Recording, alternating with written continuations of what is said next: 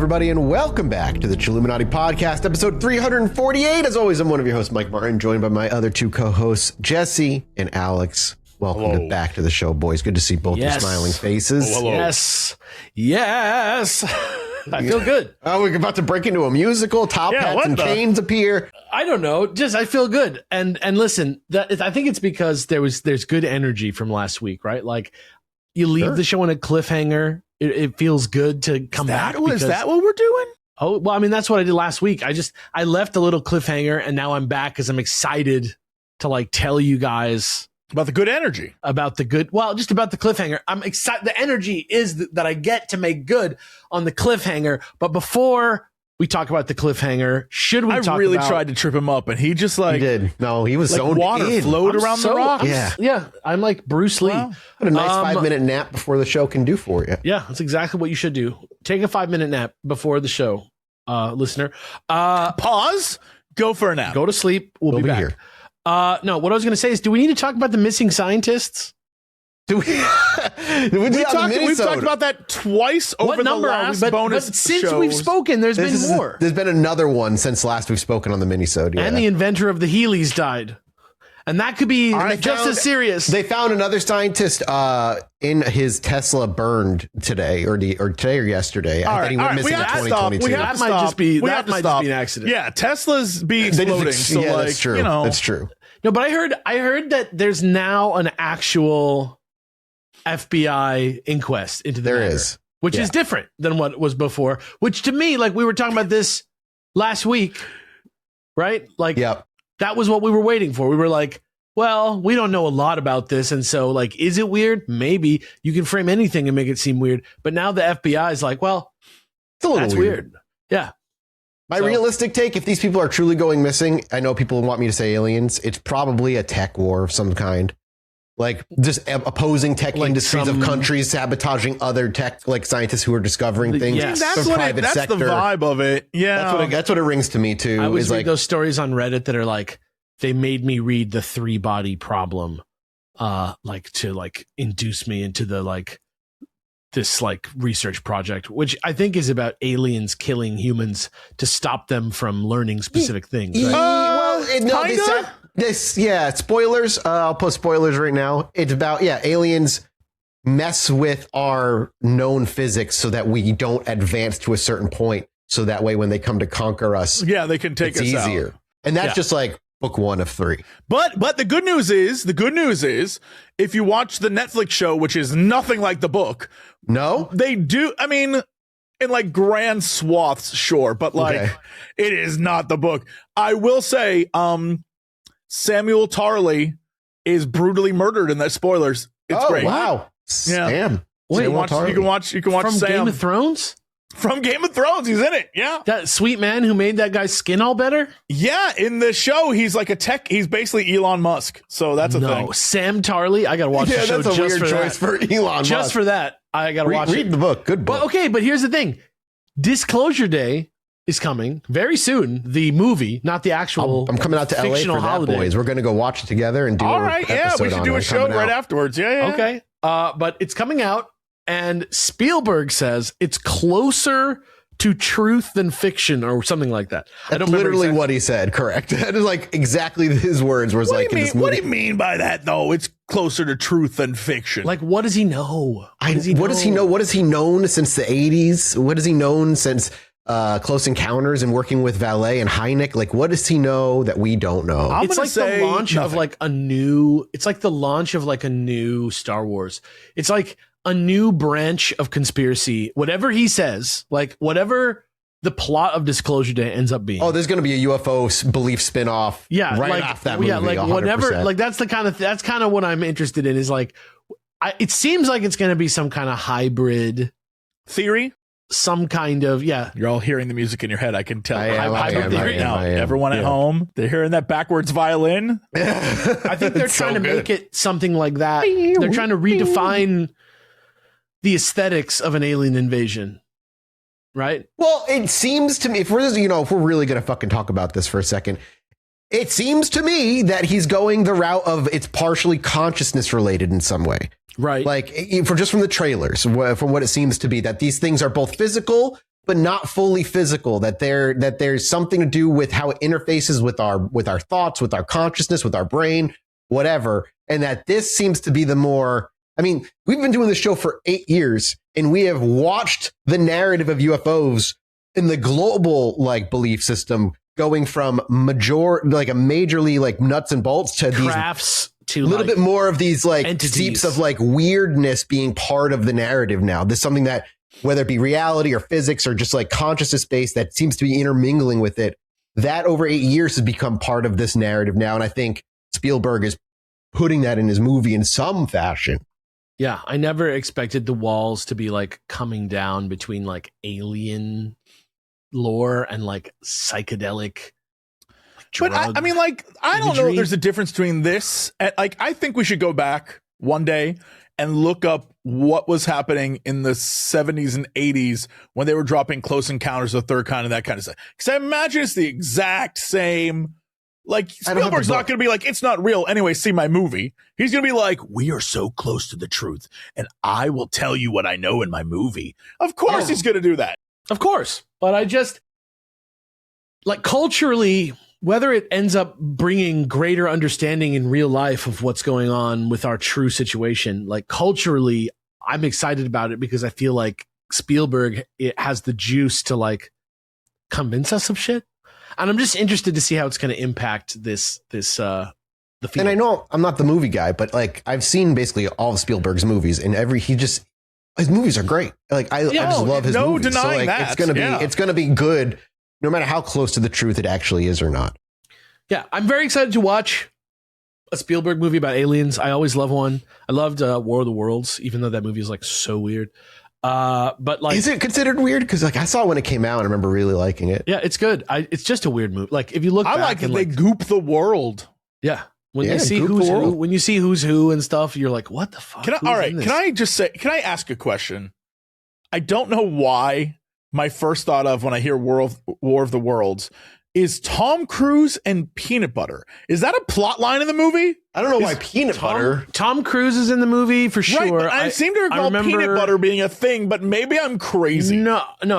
I think of $1,000 Amazon gift cards for homeless people. No. That's the other one. That's the much better. Sorry. That's the much better War of the Worlds. Masterpiece is only in my memory. Sorry. No, Dakota Fanning's his like little kid daughter. Yeah, I feel like maybe there's a peanut butter and jelly. I think she has. I think she has. Peanut butter's there. I think she has an allergy. I think she has an allergy. Ooh, maybe she has an allergy. I haven't seen this movie since like a long time ago. Oh, do you think that? Boy, I just put on my movie making hat. Do you think that was the Dakota Fanning's character is allergic to peanuts? Peanuts could kill her. There is a peanut butter scene. Okay. In Steven Spielberg's War of the Worlds 2005, the peanut butter scene highlights Ray Ferrier's, Tom Cruise's, failure as a father before the alien invasion, showing him struggling to make sandwiches for his kids. Distressed by his disconnection from them, he throws a piece of peanut butter bread against the window, emphasizing his inability to cope. Yes, okay, I'm not crazy. That was just Tom Cruise trying to act like a human being who can't float.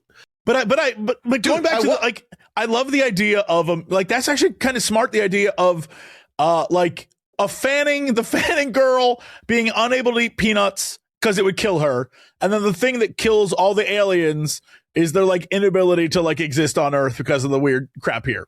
They're like, wait, are there peanuts in this brain? I feel like that's what that movie was about. In the end, peanuts killed the aliens. That's what it was. In the end, 'twas Bean Boy killed the beans. Big peanut farmer killed the aliens. A former president came down. Jimmy Carter was like, get out of here, aliens. He's like, now go on, get out of here. Go on now, you aliens. You damn aliens, get on out of here. Farm. Yeah. You're never going to make me cry again. And then he single-handedly rebuilt all the homes. I love that story. I love that Carter crying at the alien truth story. I don't want to picture Jimmy Carter crying. It's like picturing, like, I don't know. He's like, of all the presidents, we talk about, AI generating yourself into a Christ-like figure. If there's one president who is literally Christ-like, it was Jimmy Carter in a lot of ways. They roasted his ass for it too. Yeah. Hey, speaking of which, what happened to the original? What? Yeah. Good question.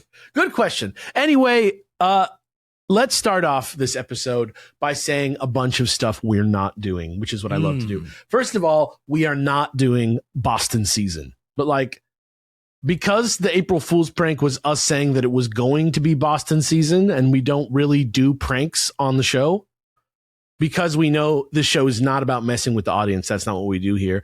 So because we said we were going to do it, we're kind of coincidentally doing quite a few topics for the next few months centered around the Boston area. So like the prank is that you thought there was not going to be a Boston season because the prank was Boston season, and how it is in fact sort of like Boston season, as well as the greater New England area and its history and its culture, et cetera, et cetera. You said Boston season so many times, it has no more meaning for me. Boston baked beeson, dude. And secondly, the other thing I'm not going to do here is promote our social media. We do have Chilluminatipod.fm on Blue Sky. We do have that. We are on Instagram. We are on TikTok and Twitter and Reddit and YouTube, all under Chilluminati Pod. We're there on all of those things. But we talked about all the free video clips and merch updates and stuff and fan participation that you can get there last week. So we're not going to talk about that this week. This week, we are here to talk about patreon.com/ChilluminatiPod, where we do a mini-sode every week. And we're just about to upload a new Rotten Popcorn episode, and you get access to a whole beefy archive of exclusive early content like that in exchange for supporting us directly. Also, as soon as that fucking Bigfoot documentary finds a distributor and gets its ass on some kind of streaming service, you know we're going to do that fucking thing too. Ooh, by the way, I also have a link here that I've been saving for a while called the UFO movie they don't want you to see on YouTube. So hell yes. You got to watch that. Finally, the truth. The truth I've been waiting for all my life. Yeah, so again, that's what I am promoting. That's our Patreon at patreon.com/ChilluminatiPod, just in case you want to sign up. And last week, I said I'd announce some new merch, so here we are. We were already going to launch a new set of featured artist 50-50 split stickers next week, but you guys absolutely demanded that we also release that sexy mantis alien from last season's branding as a shirt. So we had our lovely house artist, Studio Melectro, turn her illustration into a full-on shirt design. Now that is coming too. And again, hell yes, we are not promoting it today, but next week when we do announce the merch, you'll hear about it first if you follow us on at least one of those social medias. ChilluminatiPod.fm on Blue Sky, ChilluminatiPod literally everywhere else. Live, laugh, love, eat. Okay, hold on really quickly. Love. Again. Just pause. Yeah, what's up? Pause. Yeah. What's up? Pause. I'm paused. I'm so They're paused. skipping through the intro. They're skipping through the intro. I'm so paused. Hey, everyone. Did you know that August 22nd in Chicago, Illinois, we're back for another live show? That's right. You can get your tickets. Click the link down below. 8/22/26. 8/22/26. 8/22/26. We got it. Where are you going to go? Skip the promos? Fools. Thank you so much to ZocDoc for sponsoring a portion of today's episode. And finding a doctor you actually like kind of feels like that moment in research where all the puzzle pieces come together and I actually understand what I'm looking at for my episode topic.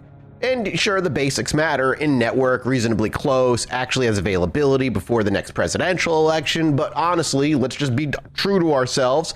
It's kind of just the starting line, really, when you think about it. What you really want is someone who listens to you, right? Someone who doesn't make you feel rushed, someone who explains things in plain English and doesn't make you feel stupid for asking a follow-up question. Someone who, for whatever reason, just gets you. I won't judge you for why the person gets you, as long as they get you, right? The doctor does exist, and finding them is way easier than you think on ZocDoc. ZocDoc is a free app and website that helps you find and book high-quality in-network doctors so you can actually find someone you love. We're talking more than 150,000 providers across all 50 states. Whether you need dermatology, dentistry, primary care, eye care, or any of the 200-plus specialties on ZocDoc, you can search by specialty or symptom and build the care team that's right for you. You want to see your doctor in person? That's great. You can actually schedule that. If you prefer a video visit, you can do that too. What really makes it click is the verified reviews for me. Thousands of them from real patients, so you get genuine sense of who this doctor is before you ever walk in. Maybe they hate small talk as much as you. That's my big thing. I talk enough for a living. I don't need to talk to my doctor more than I have to. Maybe they're the type to crack a joke and lighten the mood. Not my personal preference, but maybe you need someone to make you laugh more. I'm failing, clearly. Either way, you go in with a real picture of what to expect. And when you're ready, you see real-time availability and book instantly. No phone tag, no voicemail purgatory. Appointments typically happen within 24 to 72 hours of booking, and you can even grab same-day slots.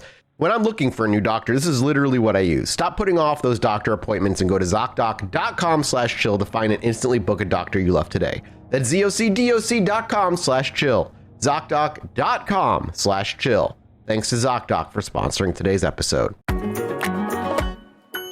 And finally, for our last knot before we get started, though this is an Alex episode, at least in the sense that I wrote it, it is nonetheless not going to be a very weird script because I don't do that anymore, okay? And I'm definitely not just secretly being mysterious somewhere else that you don't know about yet. Today, we're just going to finish talking about the fate of some really expensive missing paintings, starting with the hint I teased you with at the end of last episode about some sort of strangeness with one of the guards, okay? As hopefully you remember from last time, since this is the second half of a two-parter, you should have already listened to the first half of, in March 1990. If not, we'll take a 5-minute nap. We'll take a 5-minute nap. You go listen to it. You come back. We'll be here waiting. Yeah, March 1990. 13 pieces were stolen from the Isabella Stewart Gardner Museum in the Fenway of Boston, Massachusetts. The thieves came in overnight. They were dressed as police. They tied up the guards with cuffs and tape and hid them in two separate sides of the museum away from each other where they stood in the dark for like probably 8 hours. Like they didn't get found till the next morning. And then they took their sweet time in this museum for almost an hour and a half, as if they somehow knew the police weren't going to be coming, which is just not the pace of most art heists. Like most art heists are like under 10 minutes from like when you hear a sound to when everyone is gone. But this one lasted over 81 minutes. Unless it's a movie, in which case, right? You if know, it's a movie, they like, we already planned for 210. this. The cops will be uptown because we've set fire to a warehouse or something, you know? 40 minutes in, a big actor is going to show up that you didn't know was in the movie. Well, yeah, because he's the other thief who was there before them. It's somebody like pretty big that's like kind of exciting, but like not a very famous like French or Italian actor that we don't really know. But Jean Reno, maybe Guy Pearce. He's like the most European. Oh, Guy Pearce. Yeah, of course. He's Australian, but he Jean-Luc Picard. Yeah. He's not going to be born for another 200 years. Fair. Yeah. So we got to wait for him, but he's French with an English accent. It makes him very universal. Yeah, that's true. And who were we talking about? How does he have the nice house in the post-money society? He just gets to have it because it's a winery. Because he has a winery. Family-owned winery. So the rich just permanent. Everybody's rich. Yeah, no, the family wants to wine, but there's other people that don't want to wine. And he also has like house servants in the Picard series, but like I'm assuming you know what? That's not real. That shit's not real. I got rid of money. Picard season 3 is the only real season out of that whole thing. The day I got rid of money, I have nothing. The day Picard got rid of money, he had a winery. If I want a winery, what steps do I take? Well, who do I talk to? Technically, he didn't have. Technically, according to Generations, I think he ditched it. He left his like the boy who was in one episode of that show there, and he died. I remember that, dude. What a sad life he had. When he's finally born, he lived 2 whole lives, kind of technically. If you think about it, yeah, technically 4. At least a few. You know, there's a few episodes where like, anyway, in the middle of my recap about what happened last time, they tied up the guards. It took 80 minutes, which is too short for a live action movie, but the right length for maybe an animated movie. And in the end, since Isabella Gardner's will forbade anything in her collection from being moved, from being donated, being sold, added to, subtracted from, on pain of complete and utter donation of everything in it to Harvard, they have just literally left the frames up on the wall in the museum ever since, because it is her collection as a museum. It's never going to change. So while they're missing, there's still a space for them. In a contrast from last time, here is a quote about this for Jesse to read from an article on Bloomberg.com. There you go. Over the years, the pictureless frames have become one of the most famous features of the museum. I do remember that. I was there. Visitors stand thoughtfully in front of them as if willing the paintings to reappear. In a way, they become their own exhibit, a reminder that while we value great beauty, we also destroy it.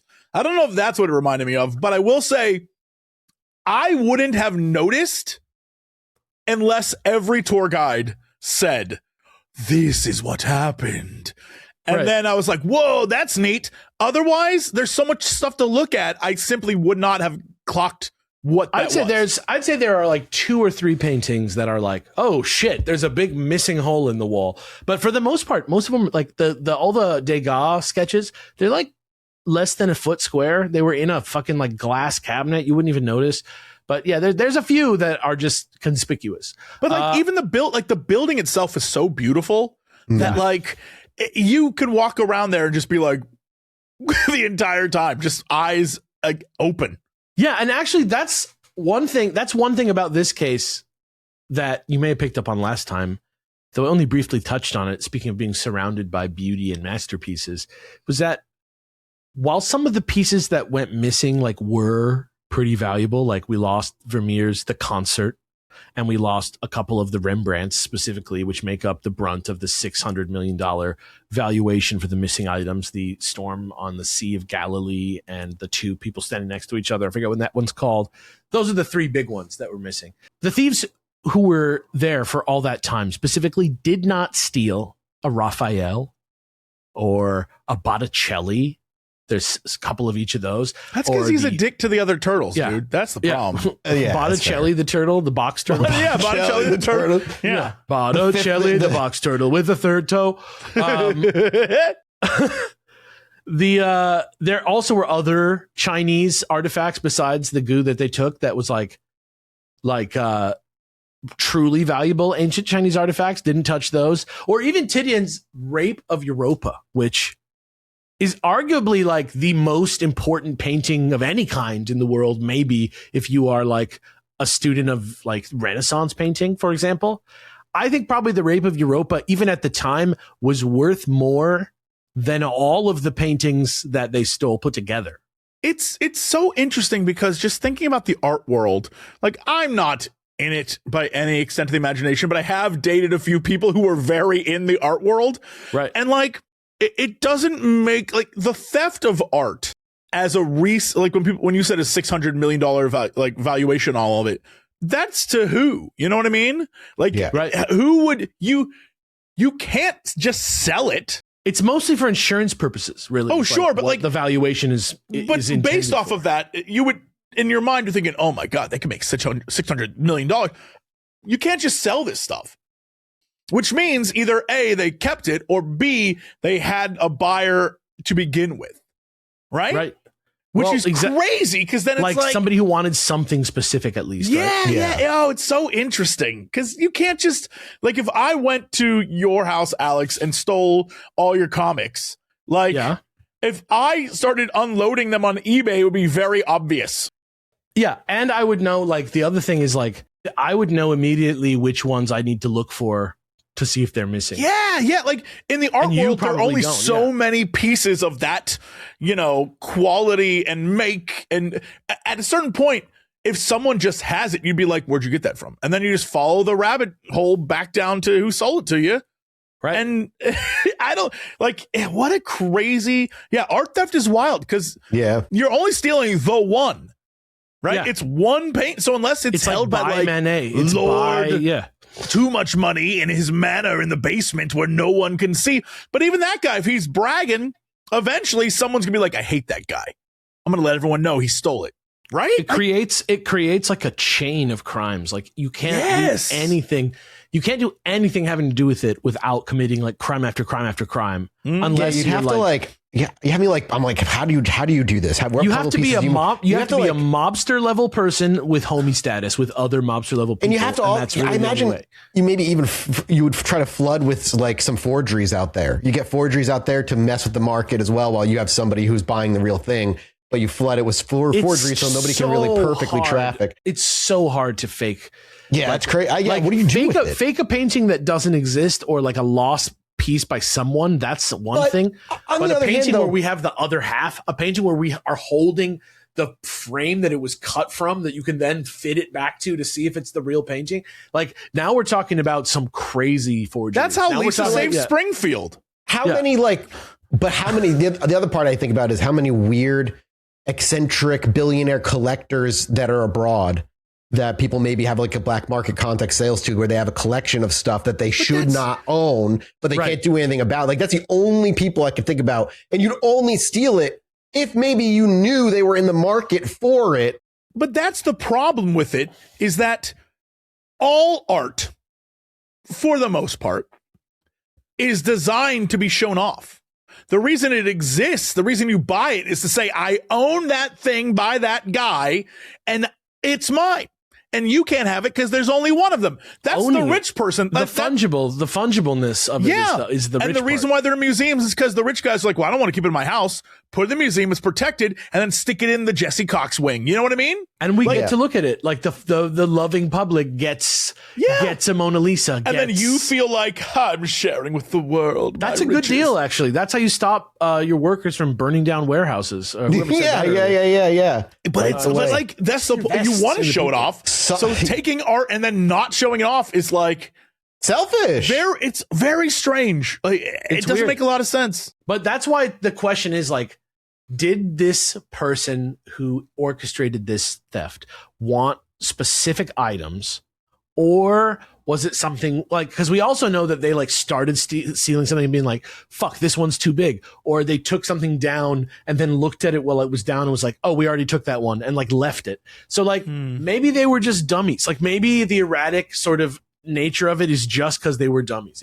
They might not have any knowledge of the sort of peculiarities of the art world. They might just be never ascribe to malice what can be described to stupidity. Like, right? Like they could just maybe got a couple lucky grabs. That's one of my hardest. That's one of my hardest ones in 2026. Let me tell you.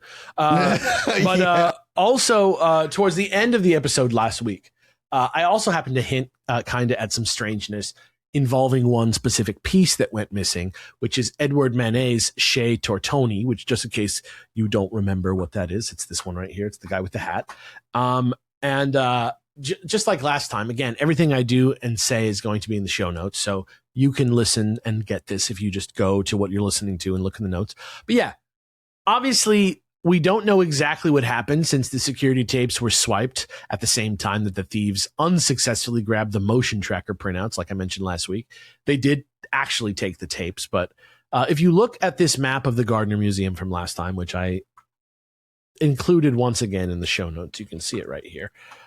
You can see that while everything else that was stolen came from the Dutch room and the short gallery, which are two rooms that are not connected to each other on the second floor, where they can track every movement of the thieves from the room, one room to the other room, to the other room, to the other room, to the other room, whatever. They can track all of that. Most of everything came from up there. Chez Tortoni comes from down on the first floor by himself in the blue room, where normally it's a small painting. It hung underneath another larger painting Manet did of his mom, right? But in this excerpt from a Substack about Chez Tortoni, the Ideal Museum on Substack, that Mathas is about to read, we will hear why that wasn't even the strangest part. The thieves also removed the frames of the Dutch paintings they stole, leaving them slightly damaged on the floor. However, for Chez Tortoni, the frame was discarded on the opposite side of the museum in the security office. No one knows why, especially since, unlike the Dutch paintings, it was not necessary to remove this frame to transport the painting given its small size. Right. And really, like, the topper on all of this comes from the fact that actually we do have the motion tracker data from that night, as I mentioned, because the thieves did not understand in 1990 that taking the printout is not the same as deleting the file. So they just opened the file again and saw all the movements. And so we know that the fucking motion sensors were working properly. And in that data, we see that the blue room, which contains that painting, was not accessed at all during the 81-minute heist. Not one time. Nobody went in there. Nobody went out of there. The guards were tied up. And when they looked, the only person to have come and gone from the room that entire evening was one of the two security guards on their rounds.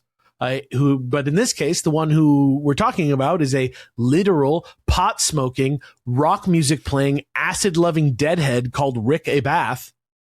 Hell yes. Rick Abath, who had suddenly and already, like quite recently, put in his notice by the time the robbery rolled around and was affecting that sort. He was still on the schedule, but his notice was in that time. Jesse, you were a teacher. You know what senioritis is? I do. Yeah. Oh, I'm aware. I think everyone who was a senior knows what senioritis is. That feeling that you don't really need to, like, nothing's real anymore. Like the structures of society are breaking down and you are like a god, you see the Matrix. Oh, you mean the inherent problem with a 2-week notice? Yes. Yeah. Yes, exactly. And so he was in that window already that night while he was working. Abath had been known as sort of a counterculture smartass around work, who had been very vocal over the nearly 12 months he worked there. He's one of those guys who's like miserable and anxious, and he like works in the security system, and he's like, this security system fucking sucks. What the fuck is wrong with you guys? And he's like pretty disrespectful to the leadership, but also he like works his ass off and like hits every like midnight shift every night that he's supposed to work. Yeah, so technically he was the first YouTube commenter. Yes, exactly right. He was always talking about how lax the security was of the museum. There was literally just one. There wasn't even a fail-safe alarm. Like every museum around it at the time had the thing where like if you don't sign in every hour, at least the cops go, "Are you guys good?" Yep. Right. Yep. And if they don't do that, then they come. Right. Gardner Museum did not have that. They had one button that you press, because of that, much to the security staff's chagrin, they would like openly clash with him, even though he was kind of right. And he said that he only kept the job because it was overnight and it worked for his schedule where he could practice and play shows with his like quote unquote fish knockoff band, Ukiah, which was like making some waves in the local scene in Boston at the time in the Fenway. Like it's 1990, don't forget. So Ukiah is like the band. And then we can talk about Lyle Grindle, great name, who is the security director. He's the security director of the museum. He said that while Rick was great at first, eventually they became sort of like disillusioned with each other over like kind of who each other were. And that Rick would like go play a gig early in the night and then show up like drunk or high for his shift. And then one night he even had a New Year's Eve party at the museum with friends after hours. I don't know if you remember this, but last time I said that it is literally against the rules of your job to let anybody in the entire museum at all when it is after business hours, when you're the security guard. He would have been fired in like 2 seconds, but the other guy on liked him. You know what I mean? Like he's this kind of guy. He's like a man of the people. So a man of the people. Yeah. Like at work. So the notion of him clowning on Lyle Grindle by stealing Shea Tortoni and leaving the frame on his office chair doesn't necessarily seem out of the question, considering the relationship that they have, right? It's like the book name. That's like a book name right there. Is like Grindle and the Mysterious Case of Lyle Shea Grindle Tortoni. and the Shea Tortoni. Yeah, Harry Potter fought that guy at some point. Yeah, I think he did. Yeah. That's actually just a spell. Lyle Grindle. Okay, so I'm not gonna be watching that show. Okay, so in addition to the strangeness involving the Blue Room and Shea Tortoni, right? Abath also briefly peeked out a different side door at the museum, or not on camera, but like on the motion detector, right? Like it wasn't like hidden. He just did it. Like he said he did this regularly during his rounds to check and see if the door was still locked, but that was not part of his protocol. And his coworker said that if he did that all the time, it would always show up on the fucking printout, and that he would have gotten in trouble every single time and would have had to been not doing that long before March 1990 when he already had his 2 weeks in, because he already worked there for like a year. Which caused some people to guess that maybe he did it as a signal to somebody parked outside. Because according to the witnesses that we talked about at the beginning of the last episode, 2 guys in cop outfits would already be parked right out there to see him do that. So, don't know. Also, the other guard who was supposed to be working that shift with him was an old man type guard, sweet old man type museum guard, Joe Mulvey, who called in sick that night, which sounds fishy, but he was like an old man and it was the night of St. Patrick's Day. And I think maybe he just wanted to be home. Right. Yeah. His home was Flanagan's Pub. Yes. Right. I'm just saying, like, I just think maybe it had something to do with that. And so he ends up being replaced last minute by Randy Heaston, who has never worked a night shift before. He shows up with his trombone because he thinks that, I'm going to be in the museum. Like, might as well practice my trombone because nobody's going to be there. Yeah, no, I get it. It's just a funny sight. Just imagine this guy in an empty museum practicing his trombone. Right. I think of that meme with the dad and the kid and the like slamming the door when playing the trombone. Yeah. Except it's them and it's in the art gallery and they accidentally broke a few paintings and they're like, oh, we got to make a look at the theft, bro. We're going to be in so much trouble. Oh no, Shea Tortoni, bro. Call those mobsters. Did we just crack this case? It's like Mr. Bean the movie, but just with Shea Tortoni. So he didn't know the protocols, this trombone guy. And strangely, Abath only went to go open the side door at the end of his rounds, but before he went to relieve him. So he did his whole rounds. And then on his way to go relieve him, he did this little quick door thing that he did. He didn't tell Heaston what he was doing or why he was doing it before he did it. He just went and did it. Also, the night after the robbery took place, the same day he had just been pulled out of the basement after 7 hours in cuffs and tape, he went to a Grateful Dead show that he had tickets for that same night and never went back to work again. Oh, all right. It's very on weird. The one hand, weird or anything. On the one hand, I get it. Like, it was a more resilient generation. If I had just been trapped in a house or beneath a giant museum for 8 hours, taped up, and I could either... Yeah, you probably traumatized a little bit. Yeah, like it's probably chill to go see the dead, right? And then he was like, "Are you a deadhead, Alex?" No. Look, I'm not trying to disparage anybody's like life choices. It's not like that for me to say, but a jam band to me is like just everything about music that I like don't really care about. Like I understand like beautiful vibes, a performance. I like can get on the vibe. Like I like kind of jamming with people, right? Like I get it, but it's almost like you're just something about, I think the Fish fandom is like kind of like getting the jam vibe without having to jam. And it's like, fine. Okay. But it's just to me, it's not to me like creative output in the same way that like a record is. The only fish Alex likes is Real Big Fish. Fish. I love Real Big Fish. I love like a big fatty tuna, like one that's like a couple 100 pounds. Like the kind that you can get at like a nice Jeffrey's fish market. You know what? I tried, Mathas. I got a reference. I tried to bring back the 90s second wave ska, but it's fine. No, Alex looks like the kind of guy who was ska his shoes off back. The problem is I've been to several Real Big. I've been to several. That's right. Skank. I've been to several Real Big Fish shows when I was like young, and they were already like done. They were already like in the Hawaiian shirt like dad zone, like dad phase. Yeah. By 2001, they were already like extremely big fish. They were like it still had the two band E's. Was already gone. Yeah. It still had two E's in it, but it was like extremely big fish. Okay. So he went to go see the Grateful Dead. He never went back to work again. But he maintained his innocence throughout his life.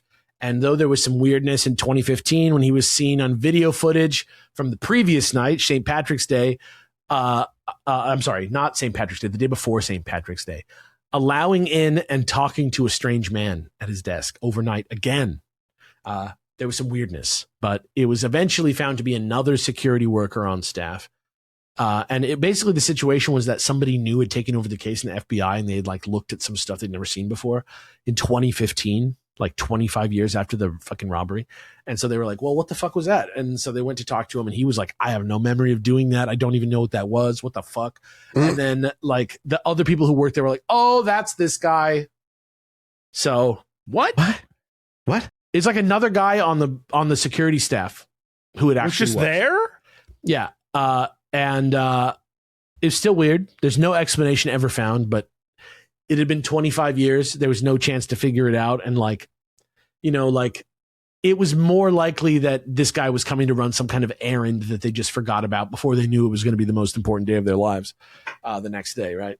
Like, you just don't remember stuff like that. Like, I listen to the beginning of Serial sometimes because I think it's just so good. I don't know if you ever remember it, but she's talking about, like, what did you have for dinner last night?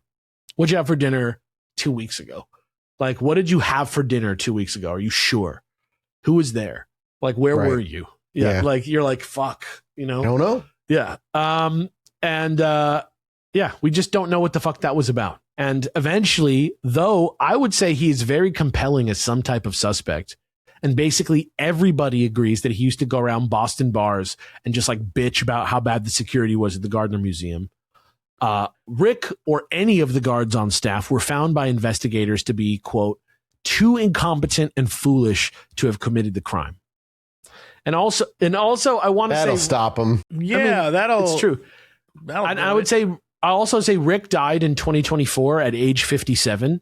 He was not a millionaire in Boston who sold Chez Tortoni. He was a low-key, chilled-out teacher's assistant or something in Vermont, which is not what I would be doing if I stole Chez Tortoni from the Gardner Museum. So as much what if as it was just a drunk-ass decision, and they all stole this artwork, and they got back and realized they actually can't do anything with it because they didn't think that far. They were just too drunk, and they just had to live normal lives with art hidden somewhere. I feel like eventually you'd think of something, right? Like, I don't know. I don't know. Maybe think that if they couldn't do anything with it, they would just say, "Oh, we found this. Someone dropped it off, and we got it back. No. Amazing." No, I think immediately that my gut be like, "No, that make me fucking suspect immediately." I would just leave it somewhere if that was the case. I would just go drive to the Gardner Museum, and I would leave it in the trash can in front of the front door, and then I would leave. Yeah, maybe.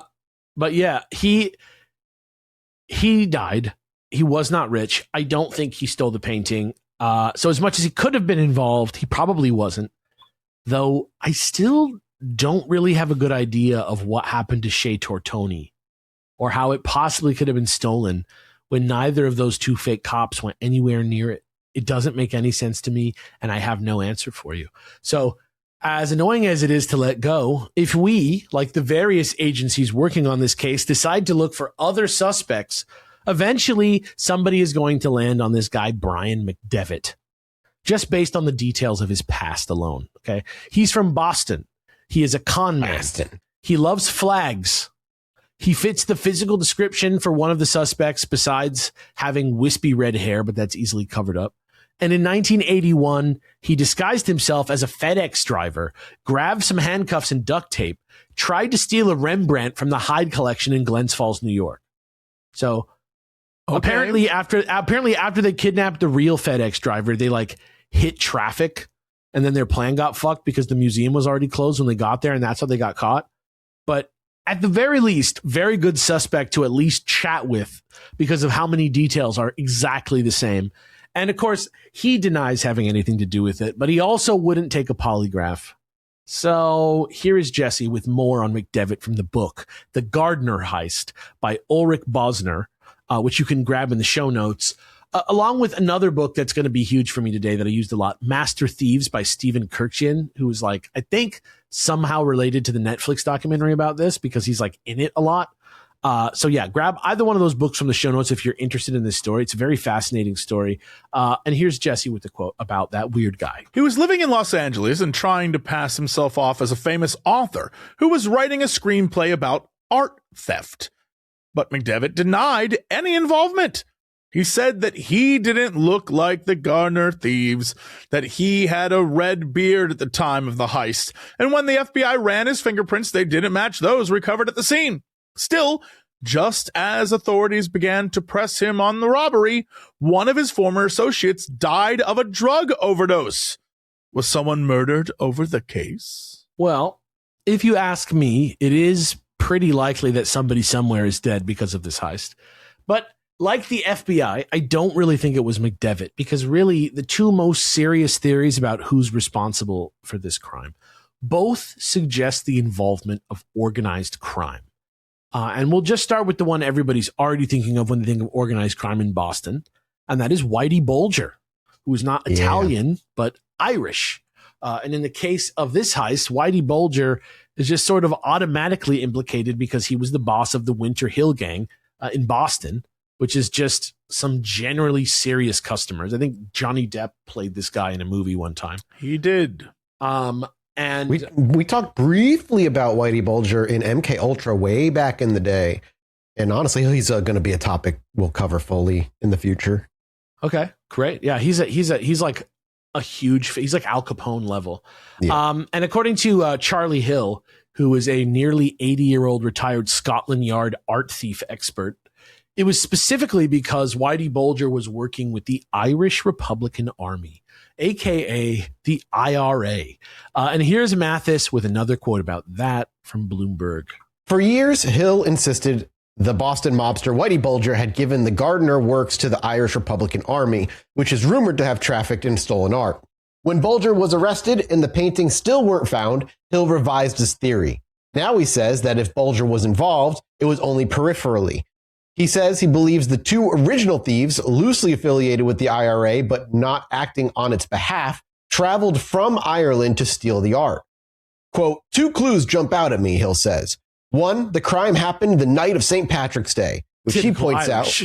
Yeah, obviously the Irish perform crimes on St. Patrick's Day. Oh shit, it's the 4th of July, boys. It's the purge. It's the purge, exactly.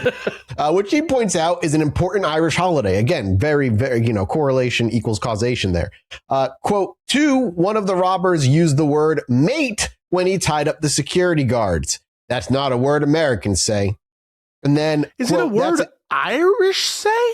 I don't know. I genuinely have no idea. I will follow up on that. I feel like that's not true, but I don't know. Maybe. Yeah. And then lastly, that's a new one. Quote, that's a new one from Charlie. The Gardner's chief investigator, Anthony Amore, says, I hadn't heard that one before. I have great respect for Charlie, but he thinks everything stolen ends up in Ireland.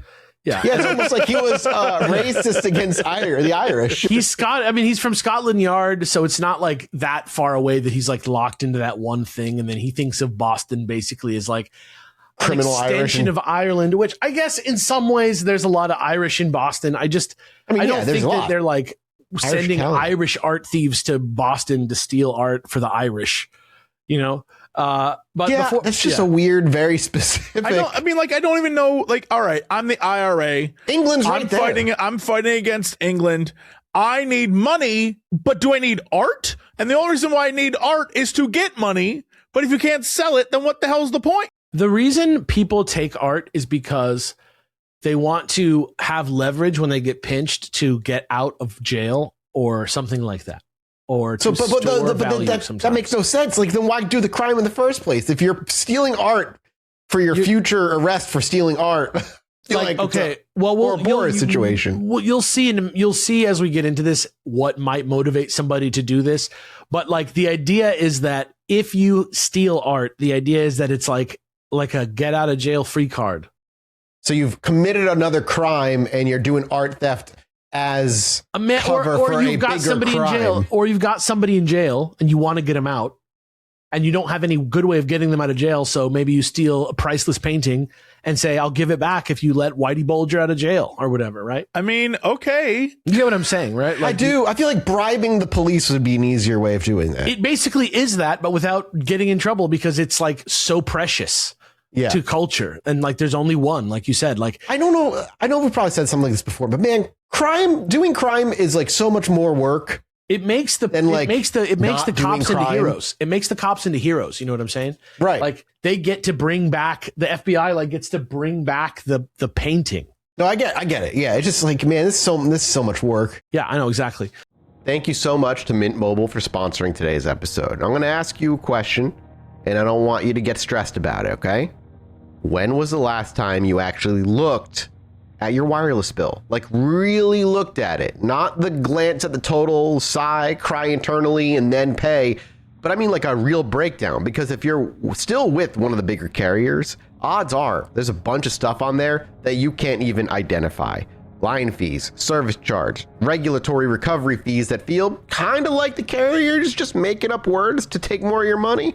And somehow it all adds up to way more than you thought. Mint Mobile doesn't do that. Premium wireless plans start at $15 a month, and that's actually the number. No mystery fees, no free perks, quote unquote free, that quietly doubles your bill 6 months down the line. Every plan includes high-speed data and unlimited talk and text running on the nation's largest 5G network. Same coverage that you're already used to, the same speed, just at a fraction of what you've been paying. The Switch itself is genuinely one of the easiest things you'll do this year. All you have to do is bring your phone, bring your number, activate with eSIM in a few minutes, and you're saving immediately. Like no long-term contracts, no hassle, no 3-hour phone call with customer service trying to cancel. If you wanted to stop overpaying for wireless, this is where you go. The value is straightforward. There's no tricks. If you like your money, Mint Mobile is for you. Shop plans at mintmobile.com/chill. That's mintmobile.com/chill. Upfront payment of $45 for 3 months, 5 gigabyte plan required, equivalent to $15 a month. New customer offer for first 3 months only, then full price plan options available. Taxes and fees extra. See Mint Mobile for details. This is awesome because I want to go into the Italian mafia-based theories, because that's probably where we're going to end up today. But before I do that, I want to take a brief detour to talk for a moment about something else incredibly strange and frustrating that happened to the museum director who we briefly met last week, Anne Hawley, who this happened to like maybe 3-4 months into her shit, something like that, like not very long in this robbery occurred, and it just like basically defined her career against her wishes and stuff. And she's done so much for the museum since this. You know, like she set up the artist in residence program and a lot of other cool things that museum is famous for right now. But this happened to her 4 years after the heist. She's the director of the museum in April of 1994. One spring morning, while opening her mail, she finds a weird typewritten 2-page letter that's like a legal document type letter, which claimed to be from a third-party negotiator. Okay. They said that they did not actually know the thieves, but that they were contacted because the pieces were originally stolen as collateral to try and help reduce a prison sentence. But that something had happened and that was no longer on the table. So they were reaching out to try and start the process of like giving them back to the museum and getting them somewhere that they could be.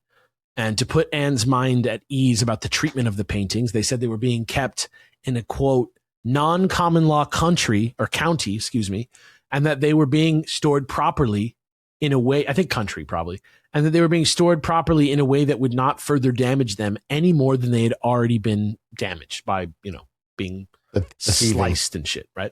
So, of course, this involves things like a multi-million-dollar deposit in an offshore account. At the time, the losses were like $260 million, so they were like $2.6 million for us would be good, which was like within what the budget of the museum had to get the paintings back. So, like, not a crazy request.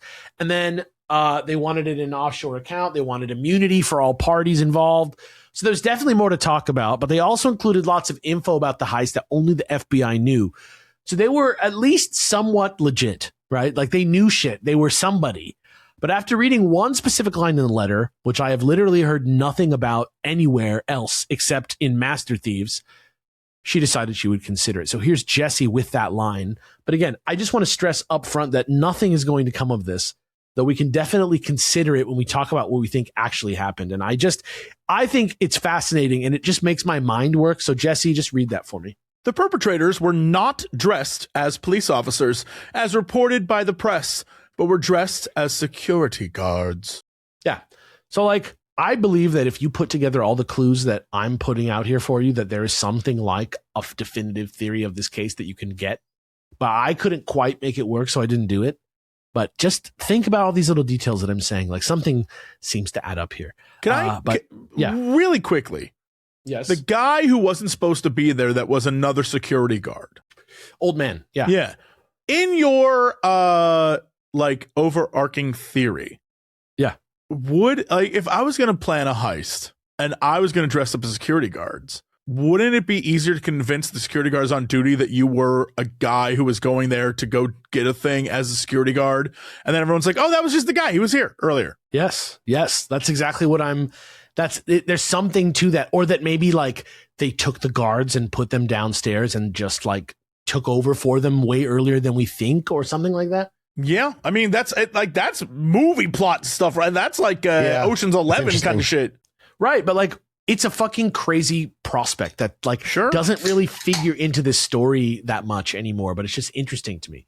And anyway, so they tell her that if she's interested, she should not yet get the authorities involved and instead print a 1 in front of the currency column's value for the Italian lira in the Sunday business pages in the Boston Globe. That's what they want to do. Like a coded message in the newspaper. Do you understand what I'm saying? Yeah, I think so. I mean, yeah. So she, of course, immediately contacts the FBI, but they do help her put this 1 in the newspaper in exchange for exclusivity on breaking the story if it leads to the paintings being found. And here is that. I put in the show notes. You can see the sort of like image of the 1 that they put in front of the Italian lira because they didn't want to misrepresent the value of the lira for like investors or whatever. So they just kind of put the 1 kind of in a place in the middle. You can see it, right? It just literally looks like a 1 right printed on the thing. It's like not even the right font, but it is like secret messages in a newspaper, which is a funny part of this. And it worked. She got a second letter back, but the writer of the letter now expressed significant hesitance at the prospect of a full government investigation into their identity. And they never heard back from them again.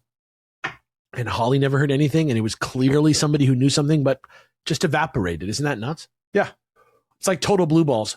I wonder if they knew that she went to the FBI somehow. Like maybe it was a mob person and they have somebody in the FBI and they knew that the FBI were now involved or something. But oh well, I guess that leads to nothing. So anyway, let's talk about the mob now. Basically, as of like a few years ago when the documentary came out, which I think was like 2022, the story, according to the FBI, was that members of an organized crime org were responsible for this, and that eventually the artwork was trafficked to Philadelphia, where somebody eventually tried to sell it off in 2002.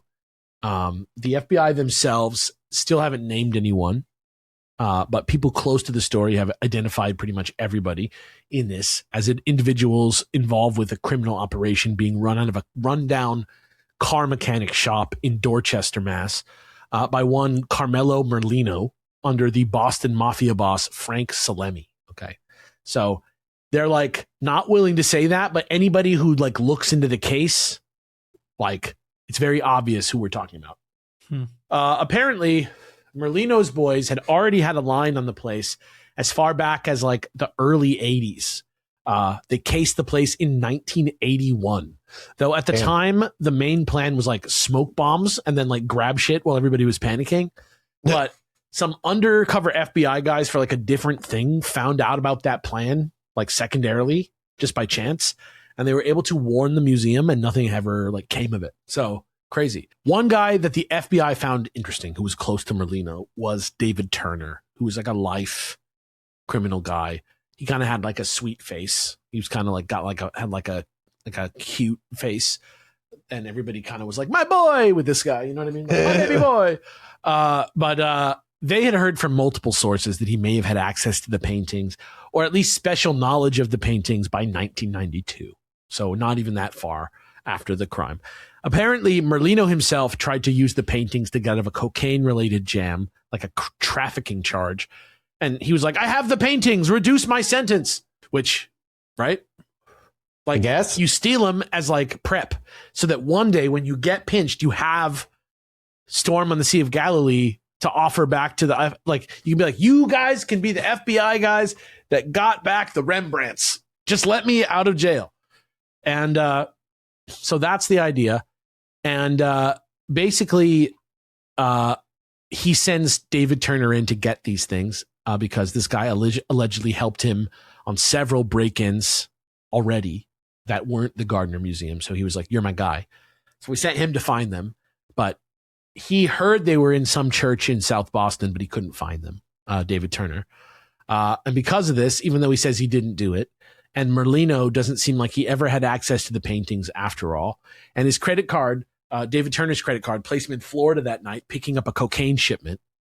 Somehow the FBI still thinks he looks like one of the dudes in the sketch, and they like him as one of the thieves. So here's the sketch. I'm going to give you the sketch right here so you can see. I think you guys remember these from last time. They're the cops. So, okay. Yeah. I mean, them's the cops. And then here's another picture of the cops next to a picture of David Turner. And you can kind of see. For people who can't see him, for my younger listeners, think the Mario Brothers. For my older listeners, think Father Guido Sarducci. That's it's literally that. That's my 50 plus crowd. I wasn't sure if that was. I was going to say, is it in Living Color or SNL? But I think it's SNL. No. That's 100% not in Living Color. He's in Casper, right? Oh, I don't know. Maybe I can't remember. Love that movie. I can't remember. You do? Casper, watch that one. That's one of the ones he's seen. Yeah, that's a major mainstream picture. That's crazy. I know. I saw one of the few that I saw as a child.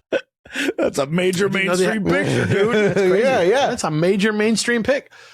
Do you think he looks like him? I mean, the problem with the first one you sent, it looks like he has a mustache. And then the second one, he doesn't have a mustache. Well, that's two sketches in the first one, right? Yeah. But the one that I assume is supposed to be the same. Yeah, it's the same guy, but they has took a mustache in one and then a no mustache in the other. Here's the thing. You could say, yes, potentially they look alike. However, the eyes... The guy's eyes are a little more squinty, and if you were gonna that's something you notice. You notice when someone's eyes are huge like that, right? Like big wet eyes like that. He looks like Pauly D from the Jersey Shore. Yeah. Oh, the real version, yes. Like the real actual photo, yeah, 100%. Yeah, his actual photo, yeah. He's got like a pit bull shaped face. Yeah, the drawing has like a. I don't know. The hair and the eyes are just off. These doughy eyes, these big baby boy eyes. They give him. He doesn't have those eyes. Yeah, what's the guy? He's got very kissable lips, and in the picture, his lips not so kissable, very thin. What's the guy in What's the guy, the actor who's died young, who's in only a few movies, but they're The Godfather and shit? He looks like that guy. Can't think of his fucking name. I wish. No earthly idea. Somebody who also worked at a video store and has ghost celebrities in their mind. You'll understand what I'm talking about. Help Alex out. Yeah. Use your own ghost library to help me find mine. Anyway, they like him so much as one of the thieves that in 1999, they have a separate sting operation where they catch him planning to rob a Loomis AB Wells Fargo vault. And they bring him in and they tell him, all right, we know about the Gardner Museum, so we'll let you go if you tell us where those paintings are. And he had no information for them. And it was so bad, according to him, that 2 years later, he claimed entrapment over it. He said that the FBI actually planned the whole sting just to get him to confess to the Gardner Museum. But he actually lost and went to jail for that. So, oh well. And also Merlino dies in prison in 2005 for the coke charge. So if his plan was to do that painting leverage thing, he fucked up. And he died. But Turner was still in prison. In 2010, though, Turner, from prison, contacts another career criminal in that circle, whose name is Robert Gentile. Everybody is named Robert from now on. Sometimes I'm going to call him Robert. Sometimes I'm going to call him Bobby. I'm so sorry. All three new characters that I'm going to introduce, it's nonfiction, so I can't change it. They're all called Robert. So he contacts Robert Gentile, who he knew through their mutual friend, another career criminal, Robert Garente, Bobby Garente. He wants him to work with him on the outside. He's like, Bobby Gentile, will you help me? Will you cooperate with the FBI? Will you meet two of my ex-convict friends and try and get the paintings back so that I can maybe get out of jail? Gentile does not want to do this. Nothing comes of it. But this connection that they have is corroborated by the wife of Bobby Garente, the other Bobby that they both know. Her name is Elaine. She says that even though Bobby Garente died of cancer in 2004, that's her husband, he had at one point owned at least some of the paintings, and that when he started to get sick, she begged him to give them to Gentile for safekeeping because she did not want him to die and leave her with them. So eventually he did leave them with Bobby Gentile, according to her. Gentile, of course, denies all this, but he also failed a polygraph test about it. So a few days later, like smelling it, getting excited, lapping their tongues, the FBI raid his house. Like a few days later, they show up. They find a dugout hole in the back of his house in a shed. And inside that hole is a hole. And inside that hole was a hole. And inside that hole was this big Tupperware thing.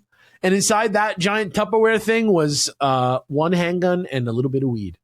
Hell yeah, brother. But something living on the edge. Something did not feel right about it. And as investigators looked around, they eventually also found a March 1990 copy of the Boston Herald with a front page story about the heist, as well as folded inside of it, a handwritten piece of paper listing the names of each painting which was stolen and what they might be worth for sale. Okay.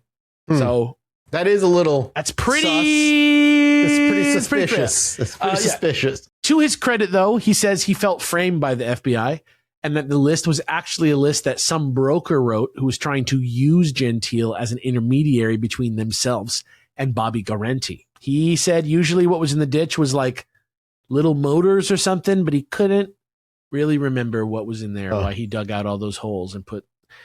He says probably little motors, but he's not sure. Yeah, that's probably it. Yeah, Gentile ended up doing 30 months anyway for the drug charges that they got him on.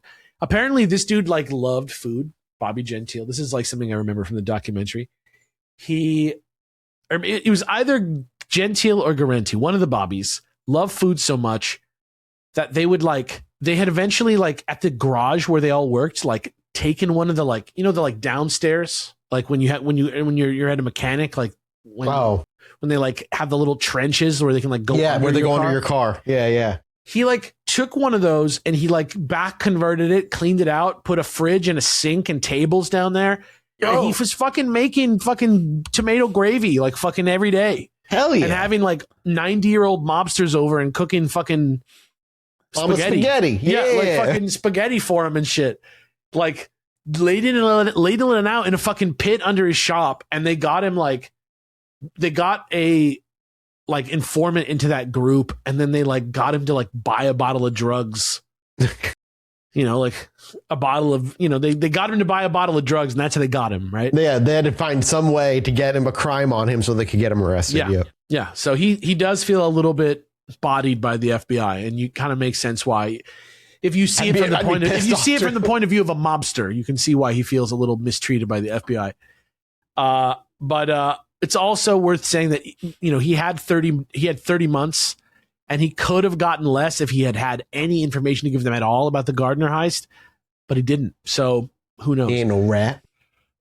Either he's not a rat or he doesn't have anything to give them. Because I wouldn't sit 30 months in jail for fucking paintings. You know what I mean? Nobody's going down for paintings. Sure. Nobody's dying for no paintings. Then there's rumors that David Turner, who's still in jail at this time, is writing a book about this thing, which he denies.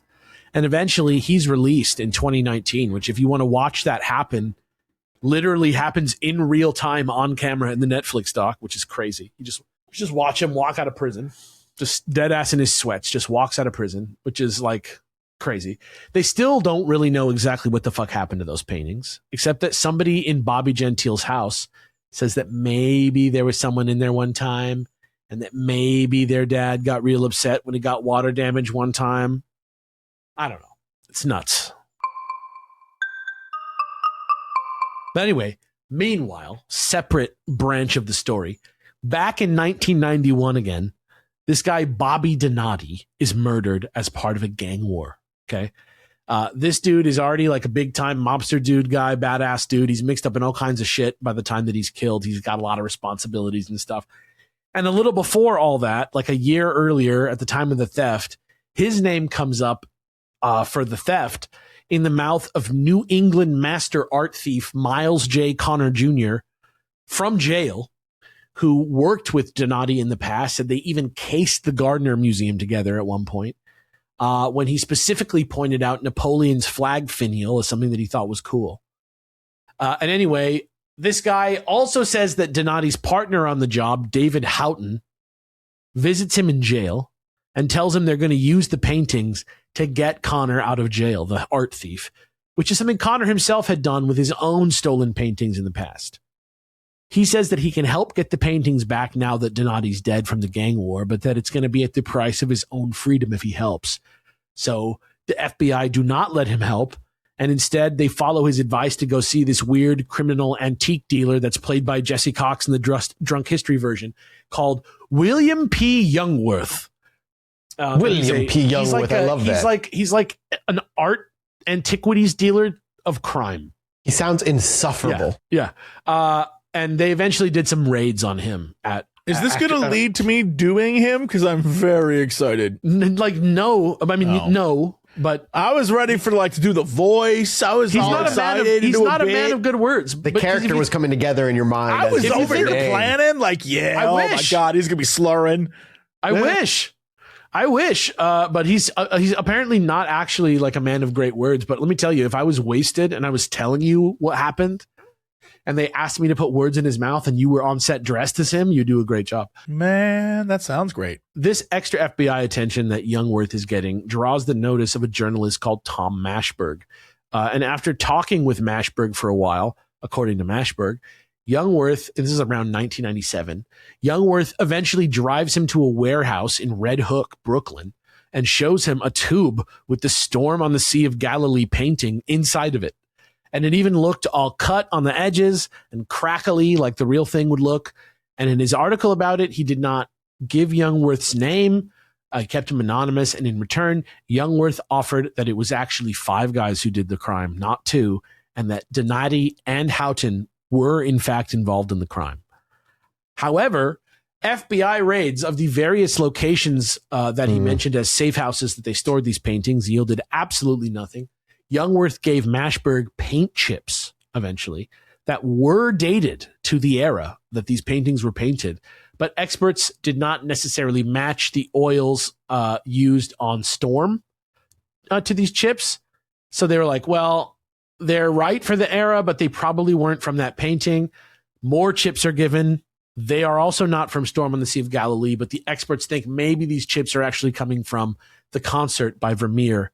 But I was going to say, how if they're dating back a certain amount of time, you're like, well, they're not from this painting. It's like, but what are the odds that they are getting painting chips from, it may not be the Sea of Galilee, but clearly it's coming from the person who has the Sea of Galilee. Right, because you would want to, it's so weird. Yeah. Yeah, so they think maybe the chips come from the concert by Vermeer, but frustratingly, nothing conclusive ever comes of this. And it just kind of, that story also evaporates. Finally, in 2014, the author of Master Thieves, one of the books that I looked at for this, Stephen Kirkjian, contacts Bobby Donati's superior in the mob, Vincent Ferrara, who told him that Merlino and his crew at the car garage have nothing to do with it, really, and that it's actually Bobby Donati who set up the job to get him out of jail, Vincent Ferrara, his own boss, because he was afraid of getting killed in this gang war, which he ended up getting killed. And he thought that getting the paintings would help him get Ferrara out of jail, which would give him some protection. And the reason that, according to this story, the reason that Bobby Guarenti ended up with the paintings was because Bobby Donati and Bobby Guarenti actually were friends. And he was supposedly giving the paintings to Guarenti to hold on to until things blew over because he didn't want to be killed with the paintings, right? And so nobody's sure exactly what happened, even though we kind of probably know who's involved. And though we probably know where the paintings were at some point, because, it seems like the same names keep popping up in all these different ways. The FBI still hasn't said exactly what's true and what's not. Yeah. So we definitely don't know where the paintings currently are. And though this story is crazy and awesome, that last part really does kind of suck. And anyway, I'm going to ask you guys what you think happened in a second. But before I do, here is Mathas with one last tantalizing, frustrating, implicating quote that is also just separately an insane thing to happen from the book Master Thieves. Here you go. Just before the robbery took place, Donati walked into a Revere, Massachusetts social club called The Shack, run by his close friend Donnie the Hat Rockford. That's Mathis's drunk history character, by the way. Donnie the Hat Rockford. Donati carried a large paper bag under his arm, and Rockford insisted that Donati show him what was inside. When Donati resisted, the larger and tougher Rockford approached him and grabbed the bag and ripped it open. 2 police uniforms fell out of it. "What the hell? Have you joined the other side?" Rockford shouted at Donati playfully and grabbed the taser stun gun he usually kept beneath the shack's front counter. He pressed the taser playfully in Donati's side and pulled the trigger. Yeah, playfully pulled the trigger. Yeah. Playfully tasering him playfully. Don't tase me, bro. It must have been the first. I like it too much. That's how you get out of a good, like if you're getting jumped or something or tasered, just pretend to like it a lot. Oh, yeah. That'll stop real quick. There's some quote about David Byrne getting mugged. It's somebody who like knows David Byrne being like, David Byrne is such a goofy motherfucker, man. One time we got mugged and he got pulled into the bushes and he was like, oh no, whoops. No, don't mug me. Yeah. It must have been the first time Rockford used the taser, as the blast of the gun did quite a number on Donati, burning right through his coat, shirt, and into his skin. Donati never explained what he was doing with the uniforms, but at least one person there that day remembered the odd encounter with the taser gun. And this source said that there was one other person with Donati at the shack that day, Bobby Guarenti. Guarenti. Yeah. So with Bobby Donati being seen right before the crime with a bag with 2 police officer uniforms in it, with Bobby Guarenti, what do you guys think happened here? Why are all of these things like so weird? Why are all these compelling things here? What's up with that guard? It seems like, I think your angle with it being like an organized grab for maybe some safekeeping, future date, get this guy out of prison, seems to be the most plausible, especially with who seemingly is clearly involved in this stuff. That feels like the right theory that fits the easiest here. It doesn't feel like my original joke of like a bunch of dudes who got really drunk and decided this was a great idea. I mean, I feel like for me, right? Like you think about the guards, you get a sense that the guards were like kind of like almost like capitalism, post-capitalism type employees where like they love each other, like Kitchen Nightmares employees where they like hang tough with each other, but actually like their boss just is like not a real person and sucks. And so they do kind of break the rules all the time and do all this stuff. Right. And so if maybe this dude was an accomplice, right? Maybe he was an accomplice in the sense that he got approached. They said, hey, let us in. You're going to be our little plan, our little man on the inside. You don't do anything. Tomorrow, $1,000 will be like chilling somewhere for you. You know, $10,000 maybe, something not too crazy. And, never talk of this again, right? And then whatever happens. You know, one person said there were 5 people involved and that some of them were security guards. Like maybe that person was just being cute about what was really going on. Like there's a way to twist everything a little bit so that it all kind of becomes one story with all these different players in it. You can see how one guy thought that he was getting the painting so he could get his friend out, and the other guy thought that he was getting the painting so he could get his friend out. Mm-hmm. And that actually both reasons were kind of like personal reasons because he was actually kind of scared that he was going to die or whatever. And you can see how him trying to get rid of the paintings before he's going to be killed leaves the paintings with Bobby Guarenti. And you can see how Bobby Guarenti, who is then dying of cancer, ends up giving them to Bobby Gentile for a minute. And you can see how Bobby Gentile just wants to get rid of them and maybe eventually did, or maybe they all got ruined and he burnt them. You know what I mean? Like, yeah, whatever it is, it could be. The longer it went on, the harder it is to track these things. So like that's the thing. Like it's just like the time does its thing. They change hands, and I think potentially, I think that's probably what they did. I like that theory of just being like, listen, tomorrow, don't do anything. We'll pay you well. Never speak a word of it, and you'll be taken care of. Not suspiciously well. No, but well enough where it keeps his mouth shut. Where it's like a bag of cash, and you're going to be good for like 2 years, right? You get a bag of cash and a threat. Yeah. Like, here's your gift, but if you open your mouth. Yeah. Why did he quit, right? Yeah. It's like it almost wraps up too nicely in that theory which is why I refuse to believe it, because it feels like an answer. And I have to assume that detectives, police, FBI would have also hit that wrap up point. A lot of the people are dead, though. A lot of the like I feel like what happened here is that, like, you know, people talk about the clean getaway. I do not think this was like a clean getaway, but I think so much shit was going on in everybody's lives, and that maybe there was some kind of true boner that happened here somewhere along the way. Like maybe really it just was like, oh shit, they got wet, you know, or like he stole the paintings to get his guy out of jail, and then he got killed. And then all of a sudden there's these, you know, paintings, you know, and we got to get rid of them, you know, and then suddenly, oh shit, these are a lot hotter paintings than I thought they were. But we talked about Irish mob and Italian mob and like everyone named Robert under the sun and police officers and security guards. And like, there's just way too many like loose threads to pull on.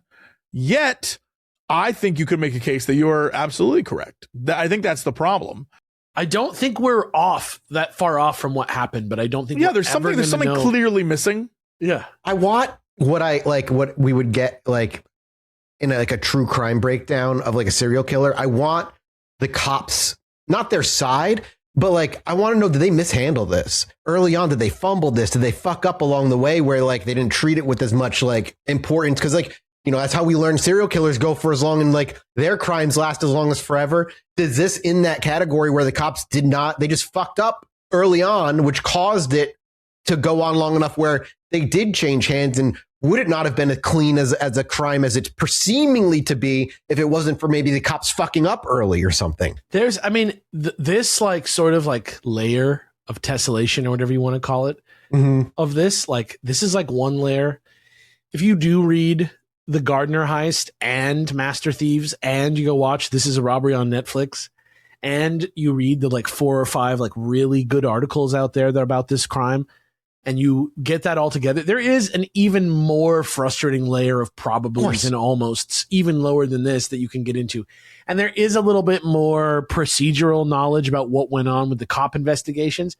You know, like the reason I didn't put it here is just because I feel like to give you the narrative of like all the players and what they maybe had to do with this, I think we have to go this far into it and no further, or else the message starts to get, at this point you need to pick a theory and look into it, I think. Like otherwise, you could probably go like a month plus on this if you wanted to go all as deep as you could. Yeah, exactly. And you know, I don't think the Ireland theory is that hot at this time.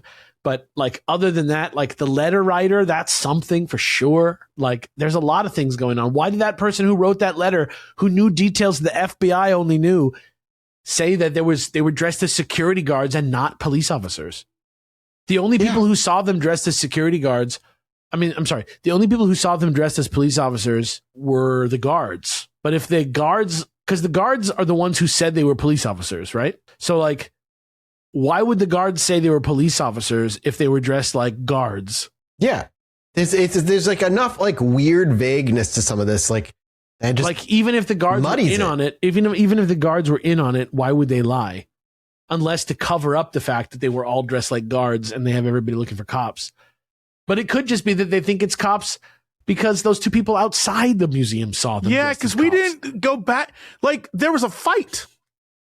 Yeah. Right? Like there was a whole scene outside of it. Yeah. Yeah. So that seems like a whole, like if you're going to do, that's why it seems very Ocean's 11, because it seems like a plan on top of a plan on top of, look, this is what I believe now. I think it was just like, what's the second one where the French guy comes and he's like, you thought you could do me in the ocean? That's happened. 2 separate gangs showed up to steal that night and it went down.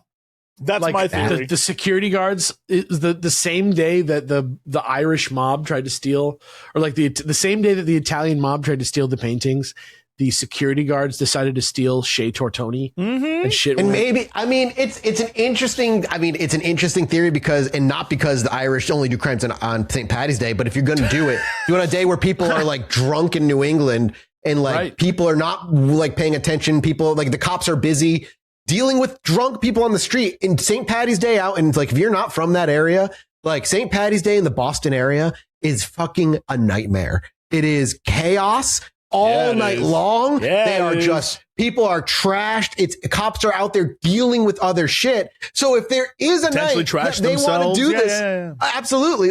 But if you're going to be a night where two independent groups come together to be like, the cops will be too busy, we'll have time. That is a day. That'd be a great movie. It'd be a great movie. You know what I mean? Right? Hey, write that down. Listen, there's a Tommy Karate movie out there. Yeah. There's a Tommy Karate movie being made out there. Will this as a movie to be made out there? This is, Pub Crawl. You can name it Pub Crawl. I don't know what you can name it. Yeah, you can call it Master Thief Theater.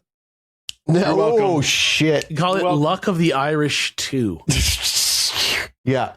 No. Not at all. There was also something about the IRA art thieves. I think it was the IRA ones. Somebody like out Europe way was like, IRA thieves always trigger the fire alarm the same night that they do the hit because it like puts you on edge. And then, yes, indeed, the fire alarm was tripped the night before the theft. Like, there's all these crazy things that all happened. That it like, if there was like 3 Irish guys, 5 mobsters, and like 3 security guards that all tried to do this, it's like a DM running 3 separate games and bringing all their games together in one giant crossover event. It's the start of a campaign. Like, you all went to go rob this guy, and now you're on the run together. Yeah. The D&D one would be like, it's a mummy. Like, it turns out there's a mummy in the museum. Yeah, you went to go rob a starship, and it turns out it was Palpatine's. Shout out to the Lando comics for being the best ones. The end. Dude, Charles Sewell, where are you? Anyway, that's the Gardner Museum Heist. It is another one of our non-Boston seasons. Shout outs, prayers to the Boston baked bean boy who is with us in spirit and in reality. If you liked the Mantis shirt idea, we hear you talking about the Bean Boy print. We love the Bean Boy art as well. We're looking into it. I might want to do Boy. We love the Bean Boy. He's our favorite Bean Boy. We love the Bean Boy. They tell me I want to do some kind of dark, some kind of night light, some kind of dark light. I want to do like some kind of blacklight poster of the Bean Boy. That'd be cool. Yeah, so I like that. I thought you genuinely were going to make a nightlight. I would love a little tiny Bean Boy nightlight that when you plug it in, he lights up at night, and that's all you see, like in your home in the dark. That's a winner. What is it called? He should be a diffuser too. Oh yeah. Do the poster. He's like without the nightlight thing. He's just giving the peace sign, but under the red light or whatever, he's holding a joint. It's just too good. It writes itself. The new merch is coming. There's all kinds of stuff. Thanks for listening. More episodes coming soon. Next week, the beginning of the Salem witch trials. Next week. Mathas, the real Boston season, the real Massachusetts. Yeah.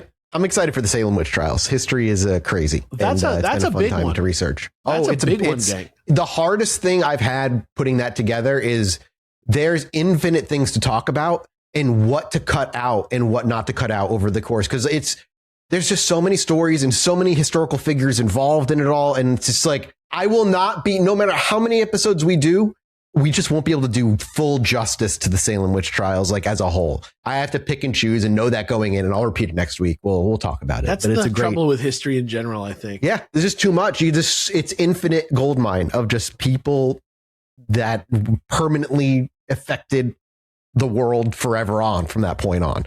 Yeah. Minnesota head, gang. Minnesota head, missing scientists, maybe. Who knows? We'll talk about it. We appreciate you. We love you. See you next week. Goodbye. Bye. Anyway, me and my wife were sitting outside indulging on our porch one night, enjoying ourselves. I needed to go to the bathroom, so I stepped back inside, and after a few moments, I hear my wife go, "Holy shit, get out here." So I quickly dash back outside, and she's looking up at the sky in awe. I look up too, and there's a perfect line of dozen lights traveling across the sky.